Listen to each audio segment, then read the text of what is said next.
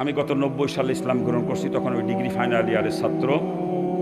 90 সালে degree complete হয়েছে মুসলমান হওয়ার পর ওই বছরেই। এরপরে মাস্টার্স করছি ঢাকা ইউনিভার্সিটি থেকে। মাস্টার্স করার পর একটা কলেজে চাকরি হয়েছিল, কলেজের লেকচারার হিসাবে। আবার যখন ইউনিভার্সিটিতে পড়ি তখন বন্ধু বান্ধবের সাথে মিলিয়ে একটা প্রাইভেট ল কলেজে ভর্তি হয়েছিলাম। LLBও কমপ্লিট করেছি। আমি কিন্তু কালাকটের ব্যবসাও জানি, আমি একজন অ্যাডভোকেট। আমি একজন অ্যাডভোকেট। আমি কলেজে শিক্ষকতা করছিলাম মাত্র 7 মাস। 7 মাস যখন চাকরির বয়স, চরমুনার মরহুম পীর সাহেব আমার কলেজ মাঠে মাহফিল করতে আসছিলেন। ওই দিন হুজুরের বয়ান শুনতে গেছিলাম। ওই সময় পীর মুরিদির ঘোর বিরোধিতা করতাম, পীর মুরিদি পছন্দই করতাম। এরকম বলতাম কোরআন হাদিস পড়বো, বসবো, আমল করবো, তা পীরের কাছে যাওয়া লাগবে কা, এরকম বলতাম। তো ওই দিন মনে মনে চিন্তা করলাম পীর সাহেব যেহেতু আমারই কলেজ মাঠে আসতেছে, কি করে একটু শুনিয়ে আসি। 42টা প্রশ্ন নিয়ে গেছিলাম, 42টা প্রশ্ন। একটা প্রশ্ন করার সুযোগ হয় নাই আমার। বয়ানের মধ্যে অটোমেটিক সমস্ত প্রশ্নের জবাব পেয়ে গেছি আমি। ওই দিনই মরহুম আল্লাহর কুতুবের হাতে বায়াত হয়েছি আমি। ওই দিনই হুজুর ওই দিন পর্দার উপরে খুব গুরুত্ব সহকারে আলোচনা করছেন। একটা হাদিসের ব্যাখ্যা করছেন হুজুর, আর তয়ুসু লাইয়াদখুলুল জান্নাহ, তয়ুস কখনো জান্নাতে যাবে না, লাইয়াদখুল কখনো প্রবেশ করবে না। আর হুজুরের ওই দিন বয়ান শোনার পরে সারা রাত আমি ঘুমাইতে পারি না, সারা রাত খালি কাঁদছিলাম। করলামটা কি, জাহান্নাম থেকে বাঁচার জন্য মুসলমান হয়েছি, জাহান্নামের ভয়তেই খালি মুসলমান হয়েছি, কিন্তু অন্য কোনো কারণে না। হিন্দু অবস্থায় কোরআন হাদিস পড়তে জাহান্নামের বিবরণগুলো পড়তাম, আর অন্তরের মধ্যে কাঁপিয়ে কাঁপিয়ে উঠতে, আযাব কেমনে সহ্য করবা, এটা সহ্য করার মতো না। যখন জাহান্নামের আযাবের ভয় অন্তরে পয়দা হয়েছিল, তখন পাগলের মতো হয়ে গেছিলাম যে কেমনে বাঁচবো এই আযাব থেকে, আমি কেমনে বাঁচবো। তখন কিসের মা বাপ, কিসের আত্মীয় স্বজন, কিসের অর্থ সম্পদ, কিসের নেতৃত্ব কর্তৃত্ব, কোনো কিছু আমাকে আটকে রাখতে পারে নাই। সব কিছু লাত্তি মারে ফেলাই তুই বের হয়ে চলে আসছে। জাহান্নামের ভয়তে মুসলমান হয়েছি, ইসলাম গ্রহণ করছি জাহান্নাম থেকে বাঁচার জন্য, অন্য কোনো কারণে না।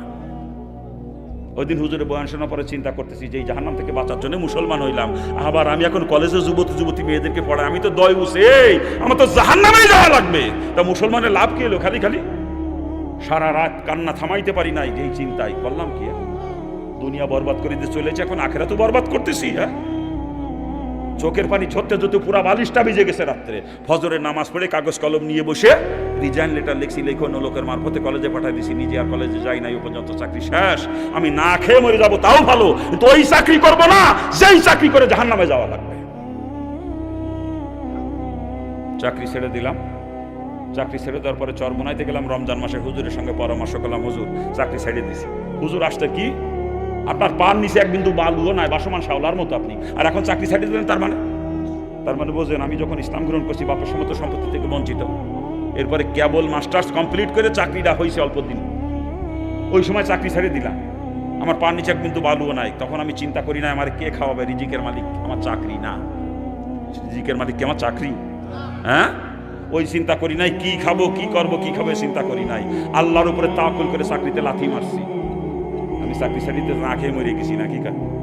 আরে ওই চাকরি যদি আজকে করতাম তো সর্বোচ্চ 1 লাখ টাকা বেতন হতো, তার উপরে তো হইতো না।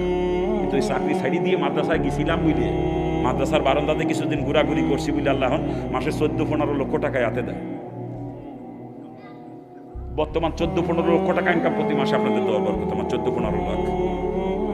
আর ওই চাকরি যদি করতাম তা সর্বোচ্চ 1 লাখ টাকা বেতন হতো, তার উপরে আর হইতো না। কথা ঠিক না?